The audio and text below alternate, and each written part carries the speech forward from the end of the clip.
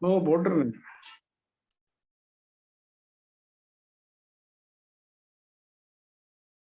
Om Vakratunda Mahakaya Suryakoti Samaprabha Nirvignam Kuru Me Deva Sarvakaryeshu Sarvada. Om Shri Mahaganapataye Namaha. Om Shri Gurubhyo Namaha. Harihi Om Sadashiva Samarambham Shankaracharya Madhyamam Asmadacharya Paryantam Vande Guru Paramparam Asmad Gurubhyo Namaha. Shruti Smriti Purananam Alayam Karunalayam Namami Bhagavad Padam Shankaram Lokashankaram Shankaram Shankaracharyam Keshavam Badarayanam Sutra Bhashya Kritau Vande Bhagavantau Punah Punah Ishwaro Guru Atmeti Murti Bheda Vibhagine Vyomavad Vyapta Dehaya Dakshina Murtaye Namaha. Om Shri Medha Dakshina Murti Swamine Namaha. Om Sahana Bhavatu Sahano Bhunaktu Sahavi. I have to listen to a webinar. It is not coming at all. Om Shanti Shanti Shanti. Harihi Om Shri Gurubhyo Namaha. Harihi Om. Whoever is discussing something without muting, please note that your conversations are being recorded and it will be broadcast all over the world. Whoever happens to see this video, they will know what conversation you are having with your wife or whomsoever it is. Okay. So whenever you are in class, oh God. I just requested, Raghu, I just requested in the chat box, over here, please mute yourself. Well, who is this person? Let me just see. Because he is not listening to the class also. While prayer is going on, he is talking with the mute button not pressed.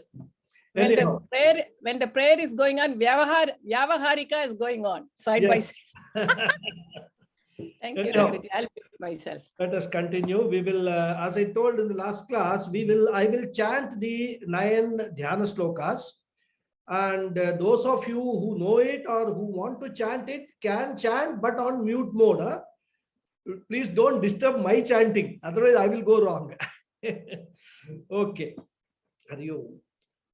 Om Parthaya Pratibodhitam Bhagavata Narayanena Swayam Vyasena Gratitam Purana Munina Madhye Mahabharatam Advaitamrita Varshinim Bhagavatim Ashtadashadhyayinim Ambatvamanusandhadami Bhagavad Gite Bhavadveshinim Namostu te Vyasa Vishala Buddhe Pullara Vindayata Patra Netra Yena Tvaya Bharata Taila Purnaha Prajvalito Jnanamaya Pradipaha Prapanna Parijataya Totra Vetraikapanaye Jnana Mudraya Krishnaya Gita Mritaduhe Namaha Sarvopanishado Gavo Dogda Gopalanandana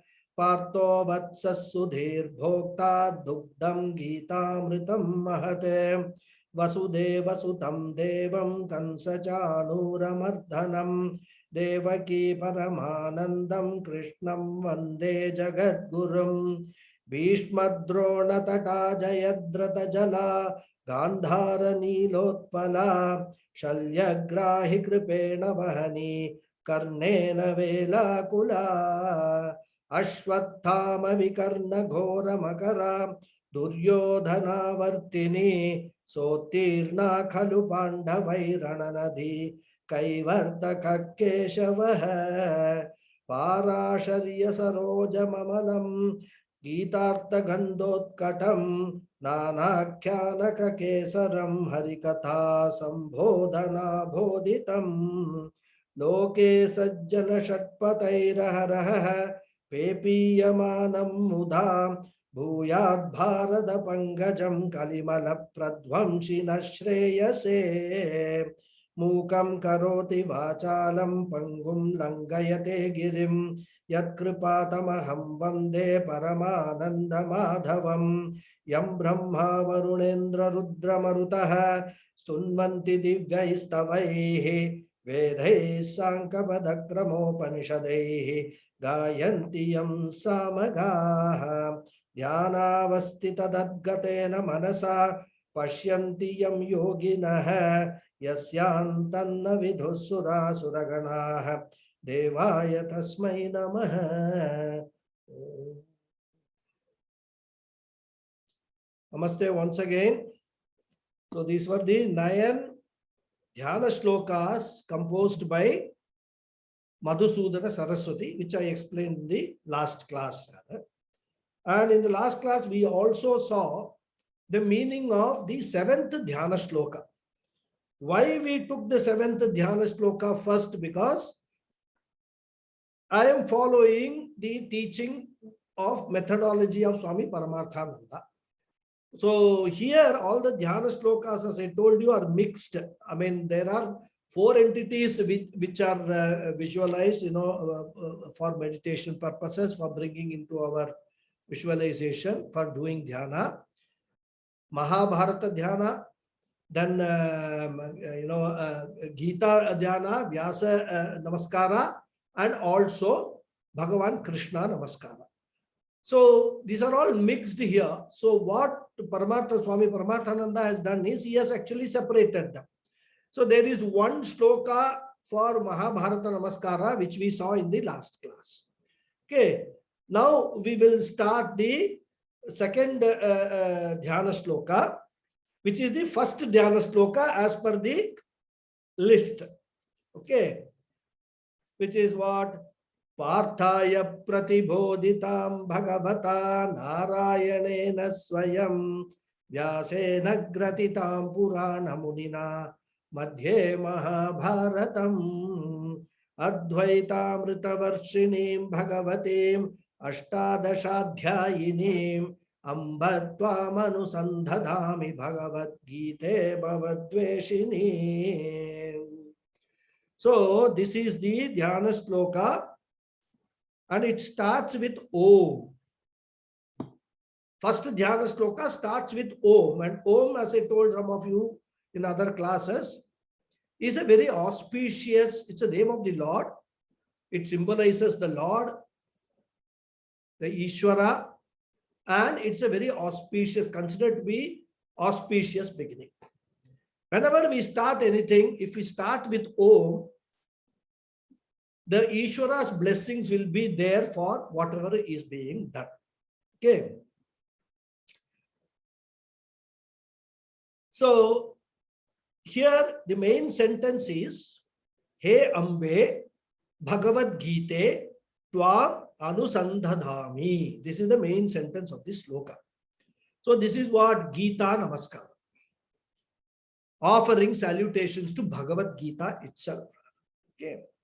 I'll give you the Anvaya. Those who want to note down can note down, but it will be very fast. Otherwise, you can check the video and then note it down.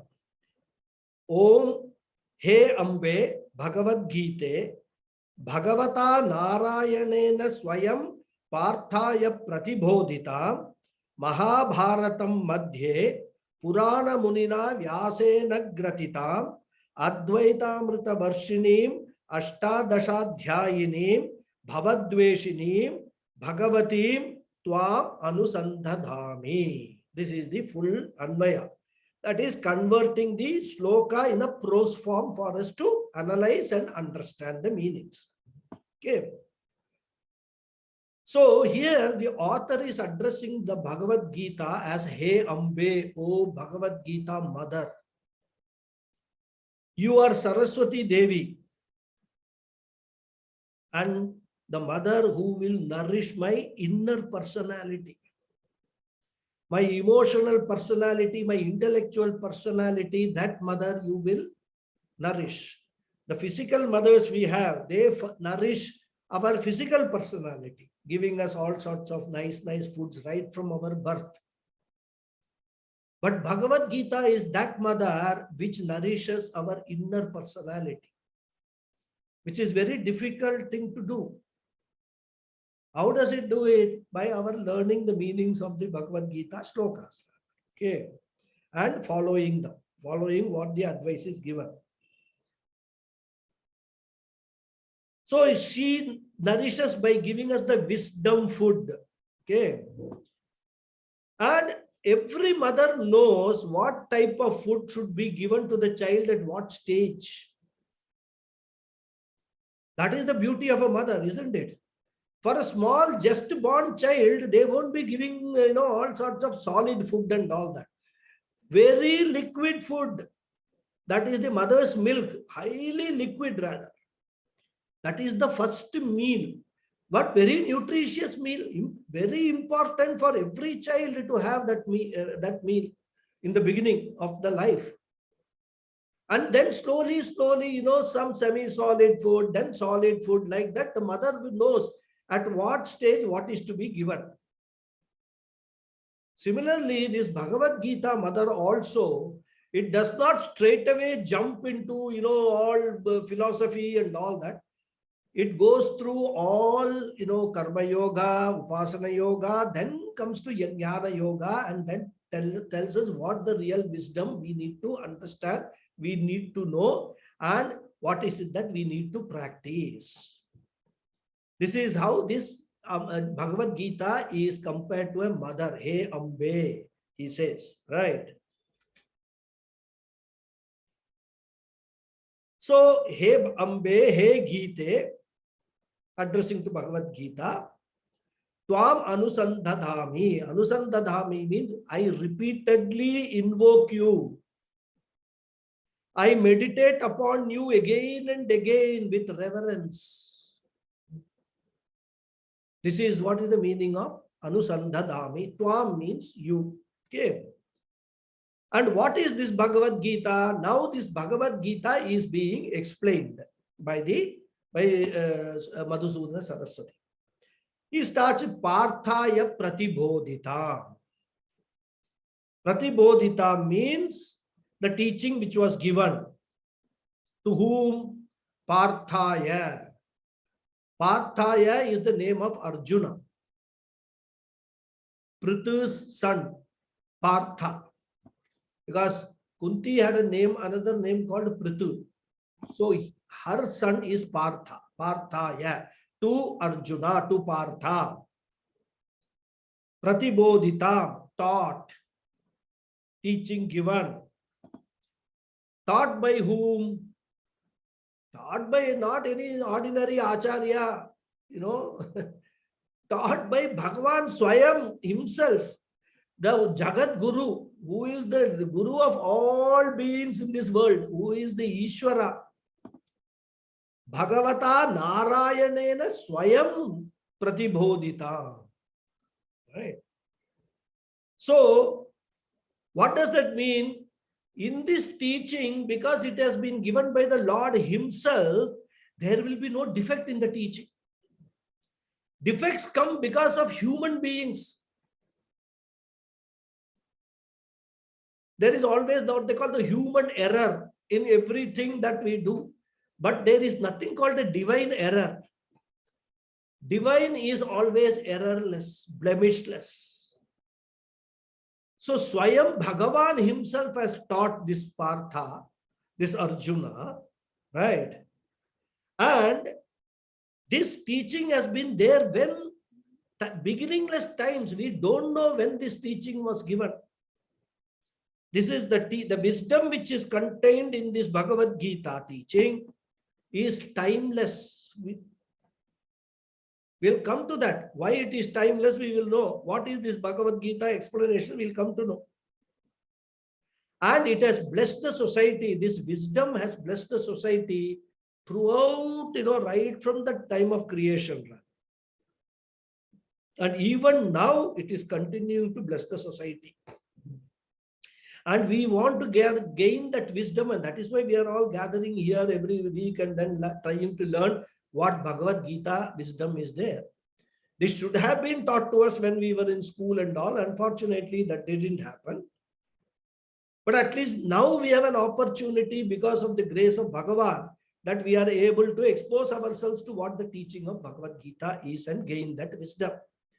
And we have an opportunity also to pass on that knowledge to our next generations through teaching them, or not necessarily outside people, within our own family also. We have an opportunity to tell them what Bhagavad Gita is all about. Okay. So Sakshat Bhagavan Krishna himself has taught to Arjuna.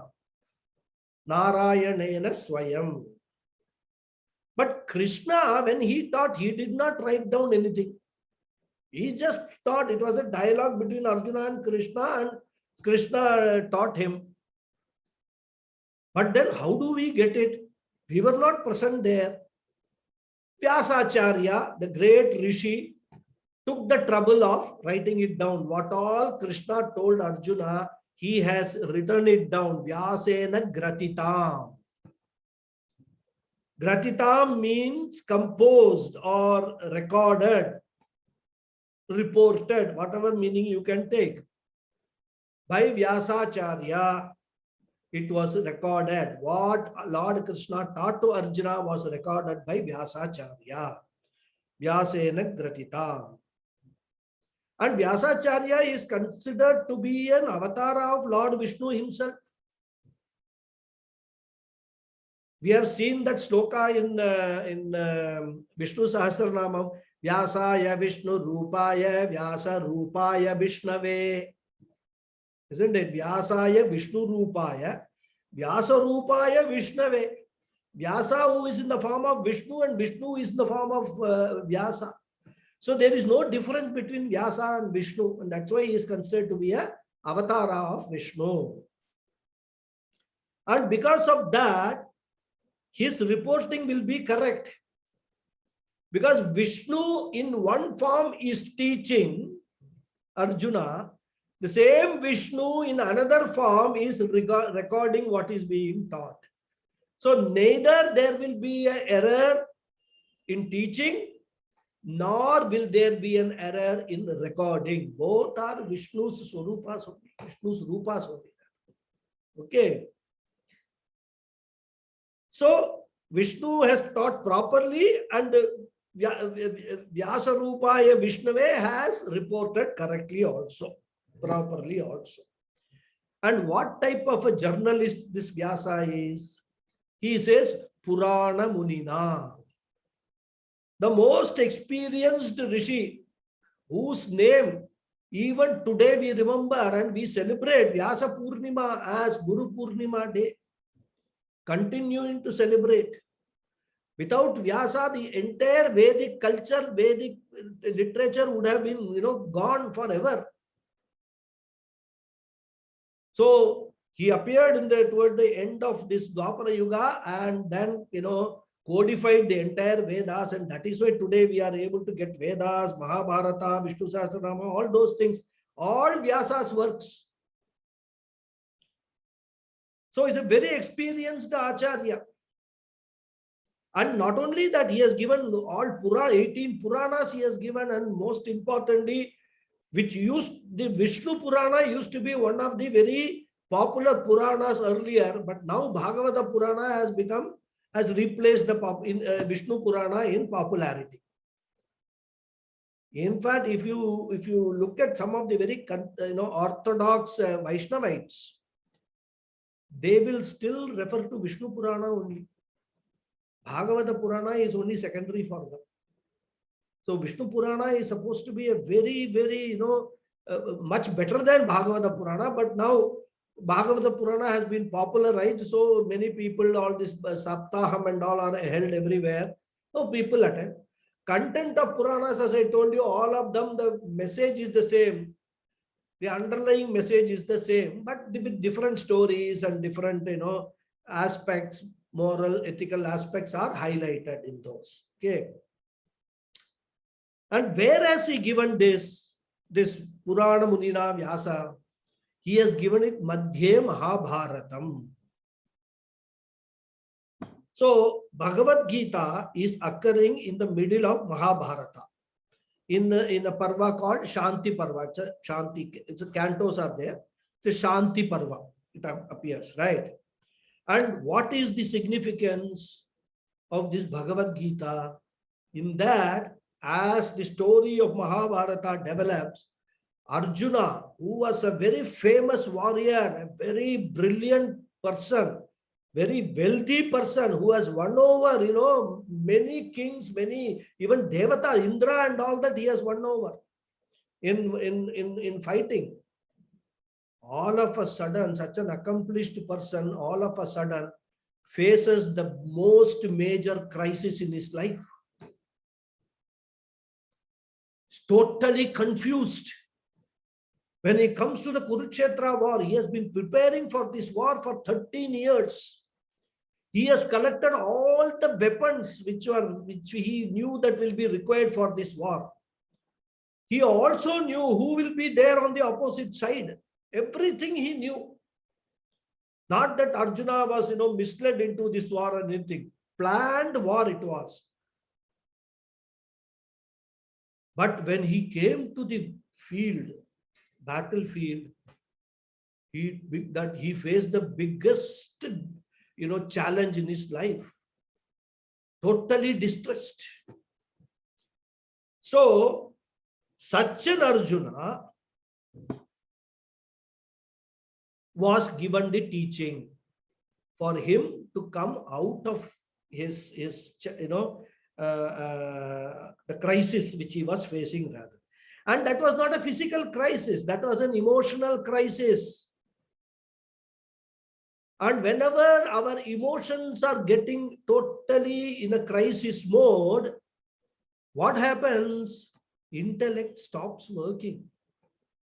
As Swami Paramarthananda often compares this to be a virus, like a computer. When virus enters a computer, it will shut down all the systems. It will infect everything. So when the emotional virus enters our system, the intellect loses its capacity to work. It cannot recall anything from the memory. It cannot use itself to rescue us from these crises which we are facing. That is such a strong virus this emotional virus is. So, in the middle of Mahabharata, when Arjuna faced such an emotional crisis, Vyasacharya recorded what advice was given by Lord Krishna to that Arjuna. This is what, up to this is the meaning of this sloka. Okay. So, Mahabharatam Madhye Purana Munina Vyasena Gratitam. And what is the content or content of Bhagavad Gita? Advaita Amrita Varshini. It showers the wisdom of Advaitam, non-dual reality. The non-dual infinite truth. Infinite, how many infinites can be there? There can be only one infinite, isn't it? So the truth is also one, which is non-duality. So this truth is called Advaitam. Advaitam means dual. Advaitam means non-dual. And Amritam, this truth is like the nectar, this is like a Amritam. Nectar of wisdom. Satya Jnanam. The only truthful knowledge this Bhagavad Gita showers. Advaitam Amrita Varshini. And just describing how big this Bhagavad Gita is, Ashtadashadhyayini. It comprises of 18 chapters, Ashtadasha Adhyaya. So Ashtadasha Adhyayini, consisting of 18 chapters. Totally 700 verses are there in Bhagavad Gita. So that is why Ashtadasha Adhyayini. And Bhavadveshini. Dveshini means the destroyer, the one who destroys. Destroys what? Bhava. Bhava meaning we have seen earlier also. This will keep on coming. Bhava means samsara. And samsara is described in various ways in the Shastras. A very simple definition is self-dissatisfaction is samsara.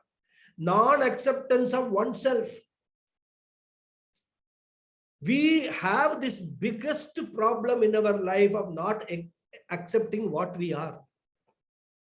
And because of that, we fail to accept other people also in our life. Everything in the nature we are prepared to accept. If a tree has got green leaves, we accept the green leaves of the tree without any problem. Isn't it? We never think, oh, if this tree's leaves were blue in color, how beautiful it is. We would never think like that. When the river is flowing, we accept the flow of the river, enjoy that natural flow which is going and hitting some rocks, and then there is some what is that, froth being formed and all. We enjoy that river's flow. We never think, oh, if the river had flowed like this, it would have been much better. Why the river is flowing like this? Everything in nature we accept as it is. When it comes to human beings, we fail. We fail to understand that these human beings are also very much part of this nature. Everybody is born with their own nature, with their own samskaras. Throughout our life, we try to change each other's nature, each other's samskara. And with the result, what happens? We also face the problem and they also face the problem. We keep on continuously fighting with each other. All this religious conversion, everything going on is a very, what I would say, a major, example, a big example of what is happening. Not accepting other people and then trying to change them and then resulting in conflict. And the whole seed for this is non-acceptance of our own self. And this entire setup is what is called samsara or bhava. It's called bhava roga. I will talk about it later when I introduce Bhagavad Gita verses. It's called bhava roga. Pujya Swamiji describes a life of becoming. You don't accept what you are, so you want to become something different than what you are, and the whole life you spend like that, struggling, trying to become someone different from what you are, because you don't accept yourself. So in any spiritual path, the very first step is learn to accept what you are. You may have a lot of strengths, you may have a lot of weaknesses. It's all God-given. God has also given you on the basis of your own past karmas. Can you go back and change what you have done in the past, your karmas? You cannot do that. What is the wise man will do? Accept what is given to him by God based upon the past ailments or past karmas, what you have done. So this is what is called samsara. And from this samsara, if you want to get freedom, if you want to get rid of this samsara, what is there? Moksha should be the goal. Freedom or liberation from this samsara, from this life of becoming. Okay. So all this, and even at intellectual level, there can be samsara. All these questions, why I was born, what is the beginning of this creation and all that. This knowledge is not going to, give us any wisdom. It may give us knowledge, but it is not going to change your non-acceptance of yourself. So moksha pursuit means it tries to teach you how to change this bhavaroga.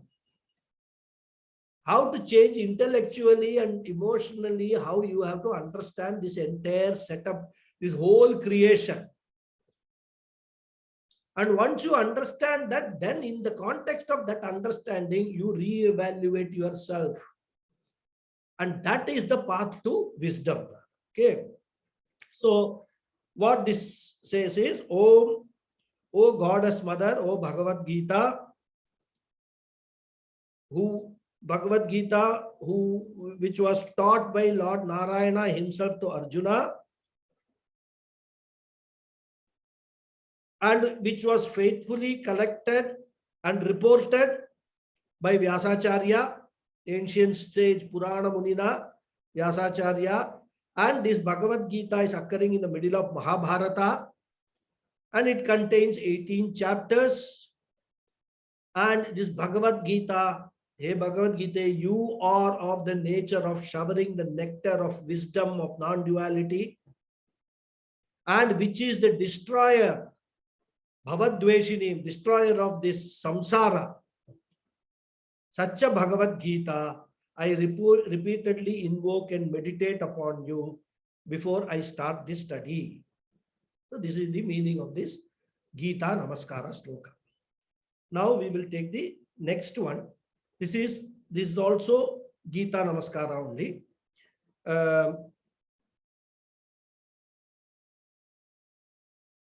Verse number 4. Sarvopanishado gavo dogda gopala nandana partho vatsas sudhir bhokta dugdam gitamritam mahate. The Anvaya is Sarvopanishadaha Gavaha Dogda Gopala Nandanaha within bracket Asti, full stop. Parthaha Vatsaha Sudhihi Bhokta Mahat Gitamritam Dugdam within bracket Asti. Okay.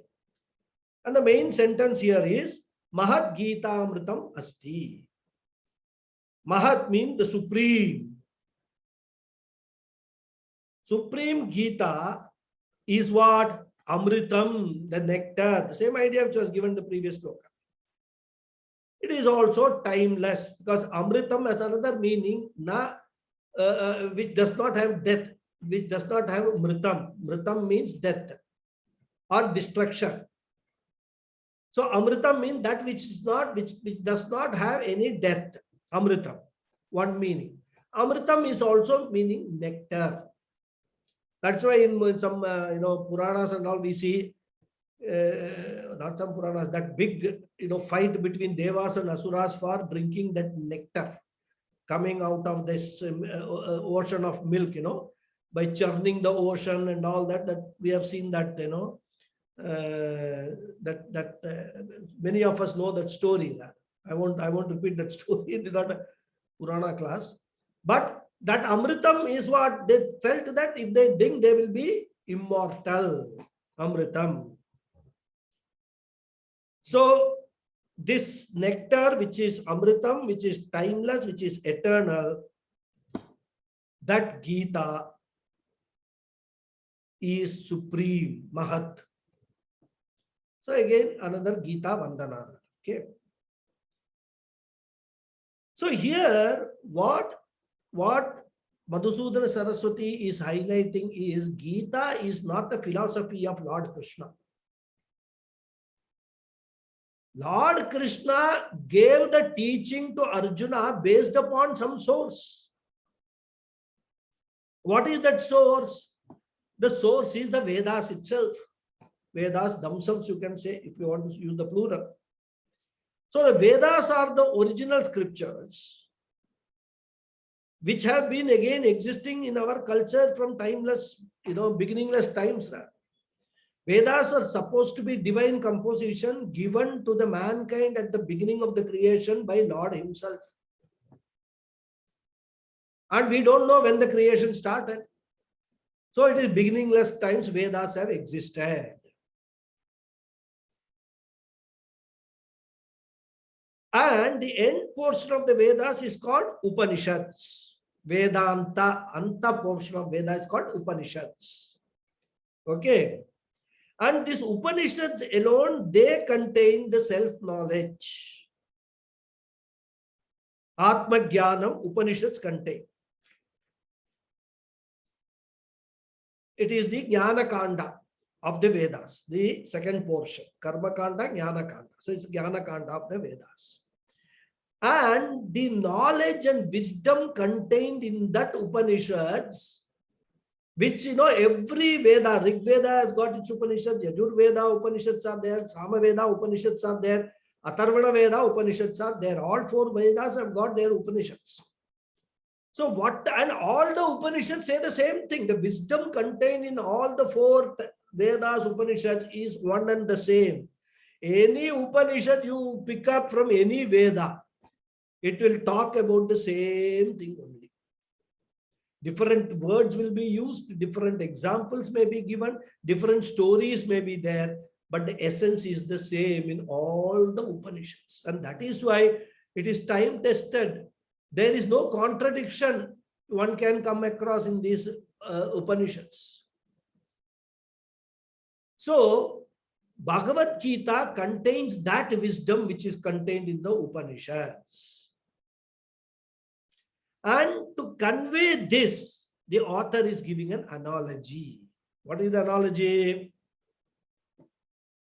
He compares this wisdom or all the Upanishads as a cow. Sarvopanishadaha.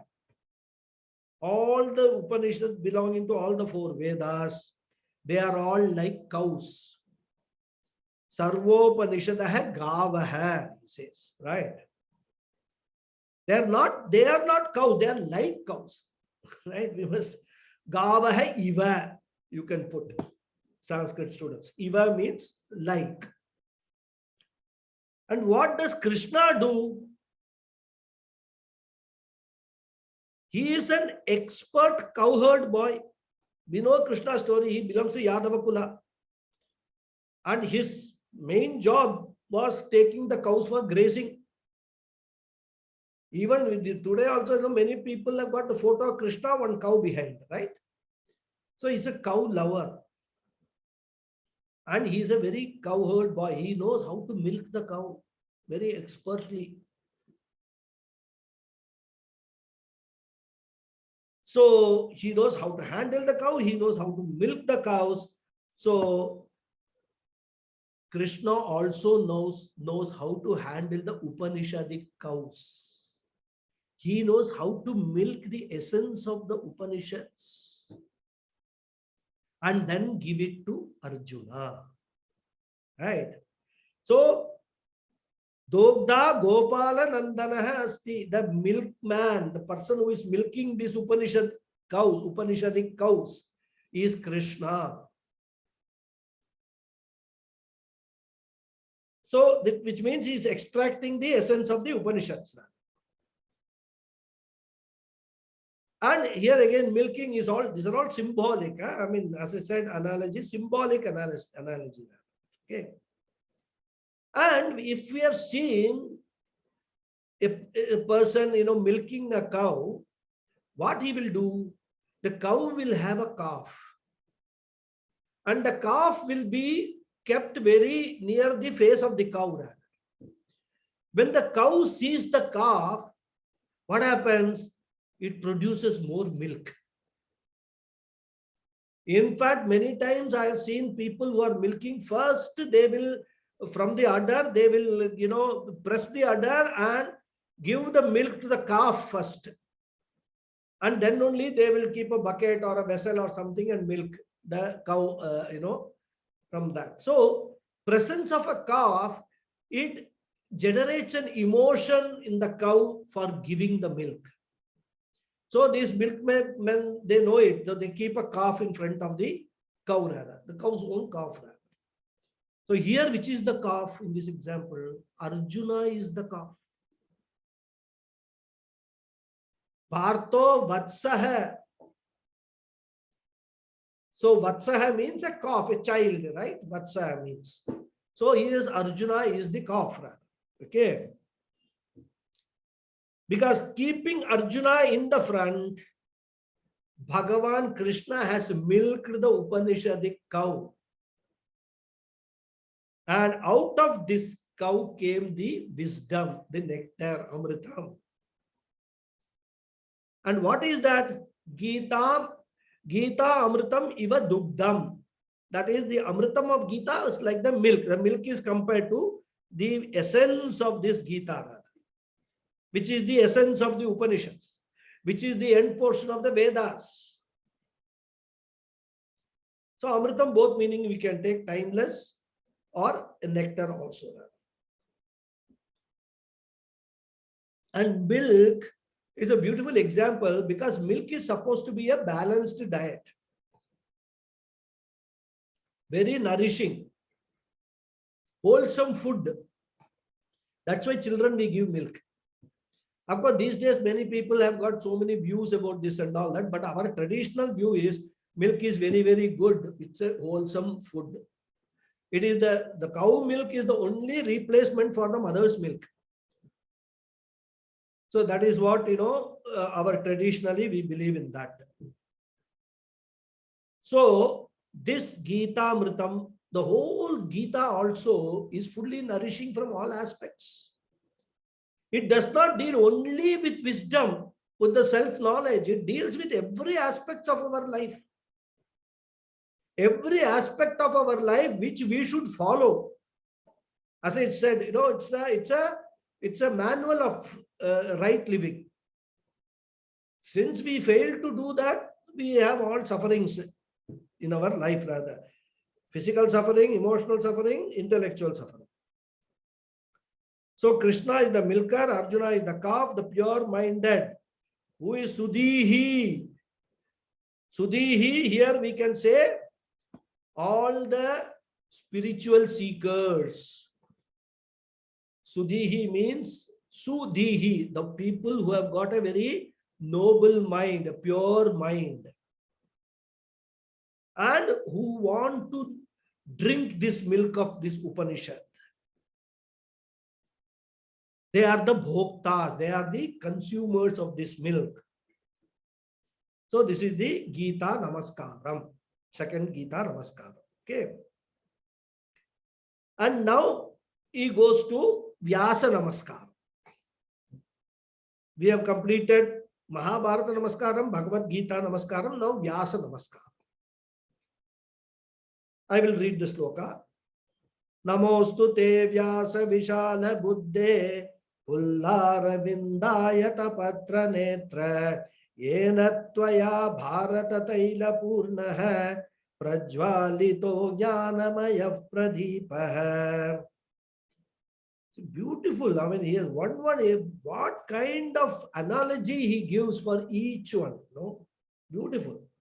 So that's why Madhusudana Saraswati, great poet and a great author. He has written a beautiful commentary on Bhagavad Gita. So the Anvaya for this says, He Vyasa, Pullara Vinda Yatapatra Netra, He Vishala Buddhe, Yena Bharata Taila Purnaha, Jnanamaya Pradhipaha, Tvaya Prajwalitaha, Te Namaha Astu. So here, Vyasacharya is being addressed. He Vyasa, right? He Vyasa Vishala Buddhe Te Namaha is the main sentence. Te Namaha Astu. You can add Astu also. So, He Vyasacharya with a very vast intellect, Vishala Buddhe, and a vast knowledge also, no? Because the intellect means vast knowledge. To you, my salutations. This is the essence of this particular sloka. Now let us see the word meanings. He Vyasa, O Vyasacharya, Vishala Buddhe. Vishala Buddhe means vast intellect and vast knowledge. Pullara Vindaya Tapatra Netra. Very beautiful expression. With eyes as large as the petals of a full-blown lotus. So Vyasa apparently had a very, very big eyes, like the petals of a full-blown lotus. You can imagine the shape of lotus, very beautiful eyes, big in size. Namaha, salutations, astu be, te to you. Yena tvaya, by which you, prajwalitaha, has lighted, pradeepaha, the lamp, jnanamayaha, of wisdom, bharata taila purnaha, filled with oil of Mahabharata. The very word meanings I have given you, I will explain now. So, O Vyasacharya, with eyes as large as the petals of a full-blown lotus, and with your very vast knowledge and intellect, by this knowledge and intellect, you have lighted the lamp of wisdom, which is filled with the oil of Mahabharata. My salutations to you. So the word Vyasa itself, as we have seen in other classes, means who divided the Vedas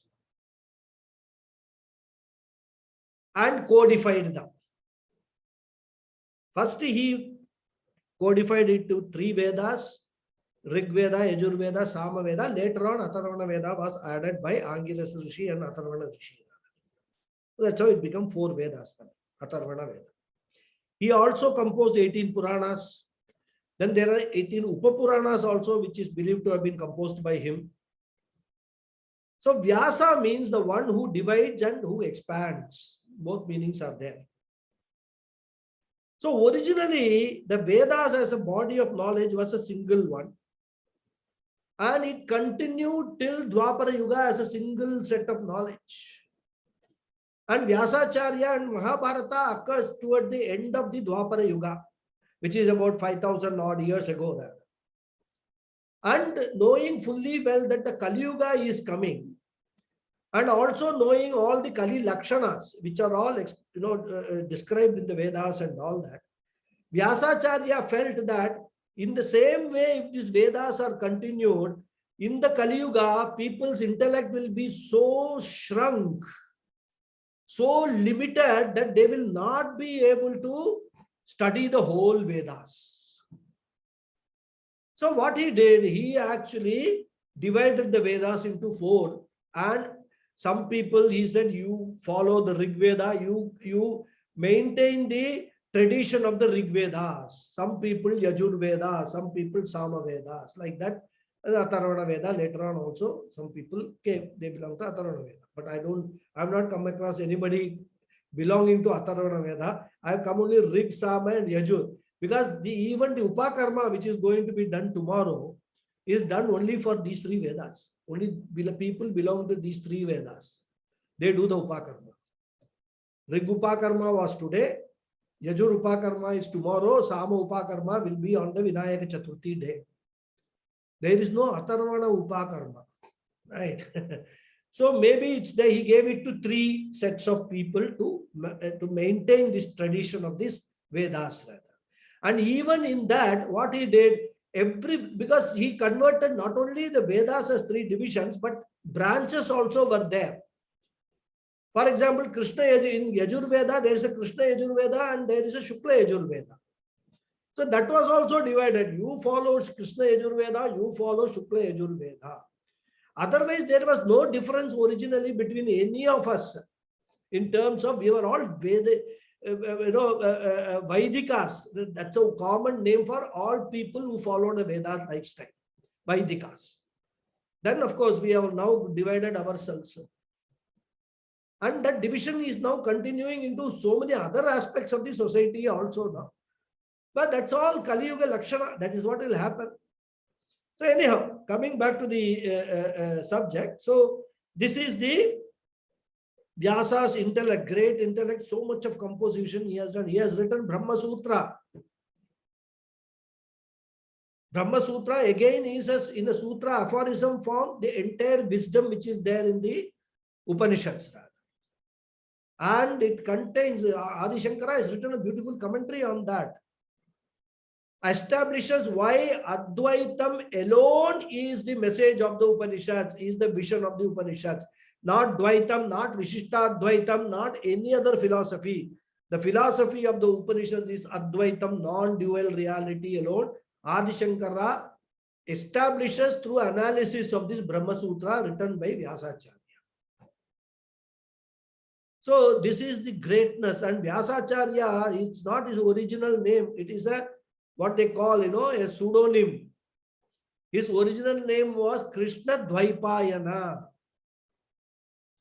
His name was also Krishna. Because in those days, all those people who were dark complexioned were called Krishna. Then from one Krishna to another Krishna, how you will differentiate? So in the case of Vyasa, they added this Dvaipayana. Dvaipayana means the one who was born on an island. So Krishna Dvaipayana is the original name of Vyasacharya. Okay. So Vishala Buddhe, as I already explained, Acharya of great erudition, whose knowledge is very great in terms of his vastness, as well as in terms of his depth. Because there are some people who may have very vast knowledge, master of, what they call? Master of all, but they are not specialist in anything rather. What they call it? Jack of all and master of none. Jack of all and master of none. They have got a lot of knowledge of so many subjects, but not in not a single subject. They have got an in-depth knowledge. Vyasacharya was not like that. He was having a vast knowledge of so many subjects and also very in-depth knowledge of all the subjects which he knew. Right? And Fullara Vindai Tapatra Netra, I have already said. So he's just all, he's glorifying Vyasa. Otherwise, Vyasacharya in the Purana is not supposed to be a very handsome, beautiful, person. Even in Mahabharata, he was not supposed to be very, very handsome. But here, Madhusudana Saraswati is glorifying him and saying he had a beautiful big eyes, like a lotus eyes. Vyasacharya is supposed to be ugly looking. That's why, that I think I remember Kunti Madri, some story is there in Mahabharata.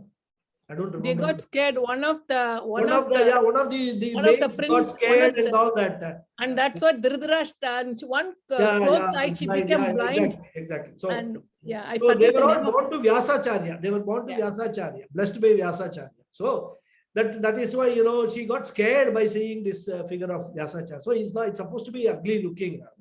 Anyhow, here it is not a, the cosmetic class of Vyasacharya. So whatever it is, he is glorifying Vyasacharya for his intellectual prowess. Okay. Jnanamaya Pradipaha Prajwalitaha. You are so great, Vyasacharya, that you have lighted the lamp of wisdom. Deepaha means lamp. Jnanamaya means full of wisdom, knowledge. And this knowledge has been kindled by you with the help of what oil? Bharata Taila Purnaha, full of Mahabharata oil. Well, Mahabharata, full Mahabharata, forget Gita, full Mahabharata is full of wisdom only. Day-to-day living wisdom, what are the challenges people face in their life?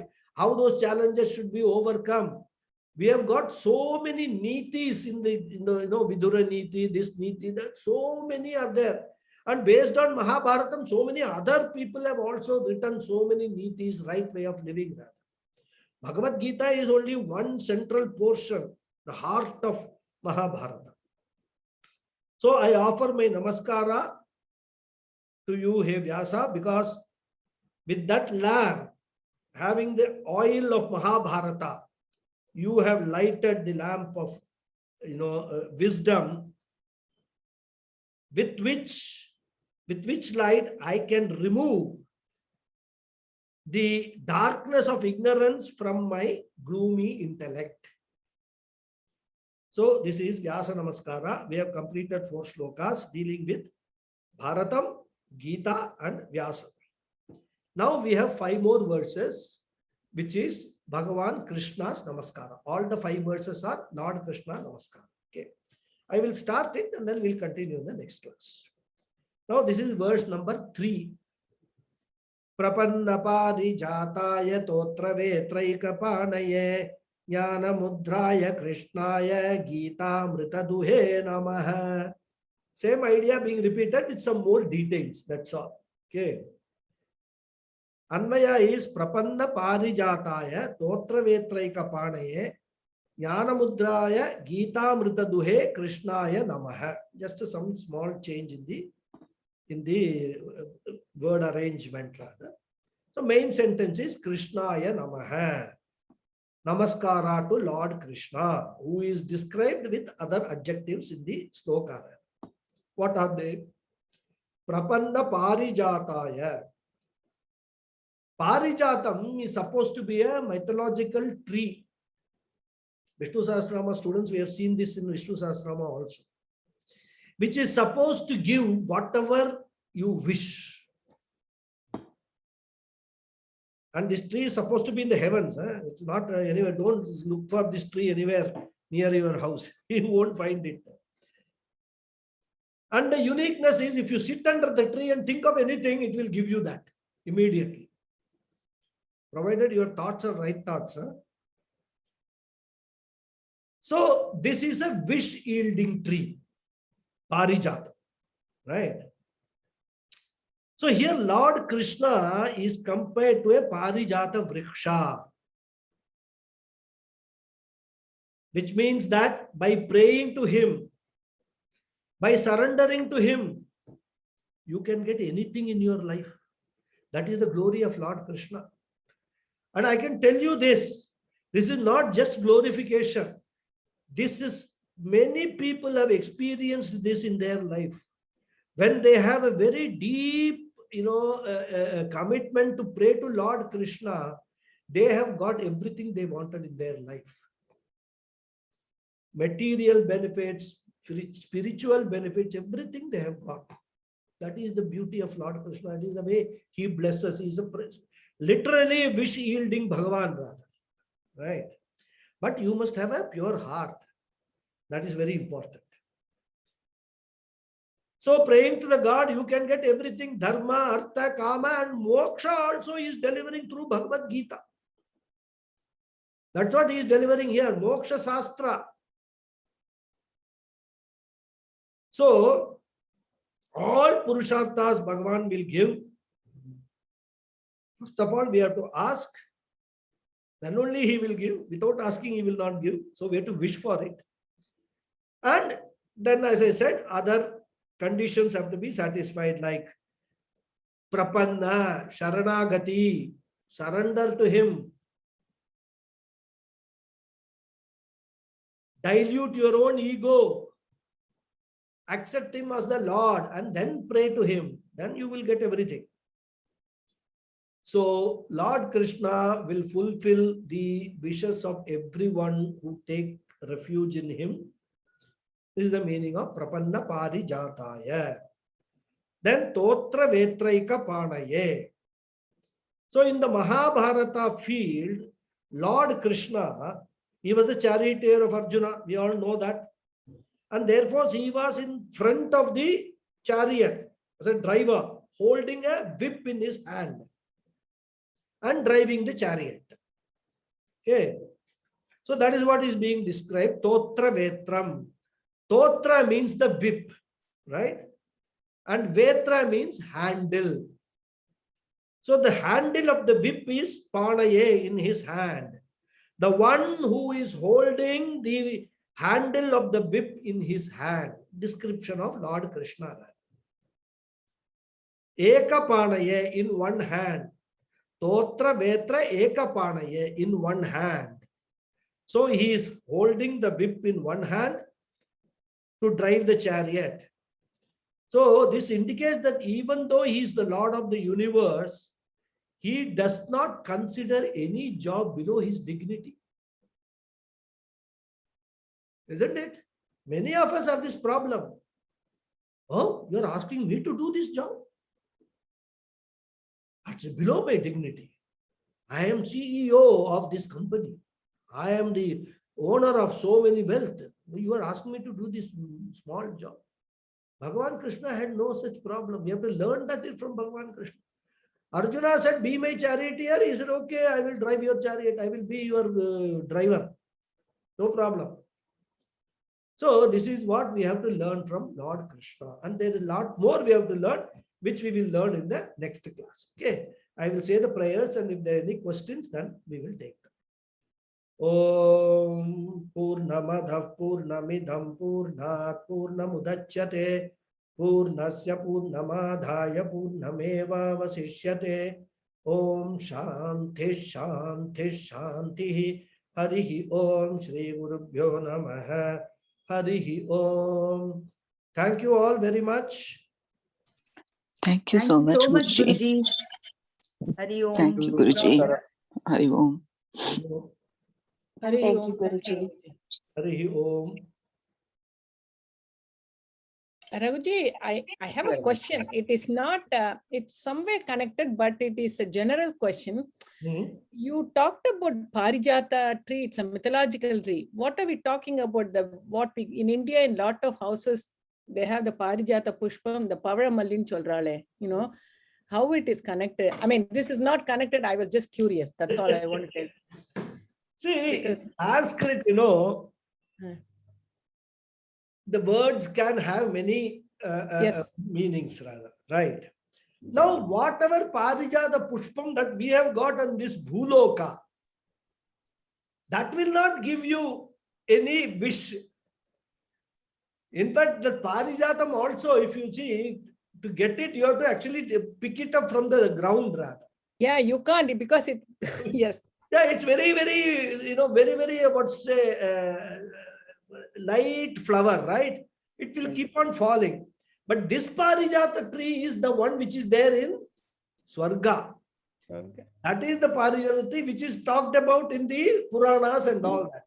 Gita. That is what he is referring to, Prapanna Parijata. Yeah, I know, but so this one is a derivation of that, the modern people. I mean, see, we always think that we are in heaven. Especially people like you who are in the US are all thinking that you're all in heaven.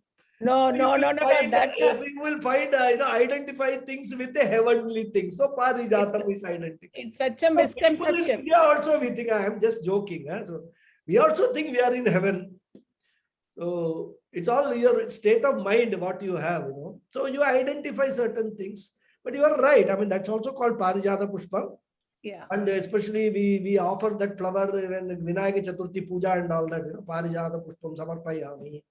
Yeah. We do that. Janmashtami is very famous in coming. Janmashtami, therefore, a lot. Yeah. Okay. Thank you. That was nothing to This Parijata is the heavenly Parijata.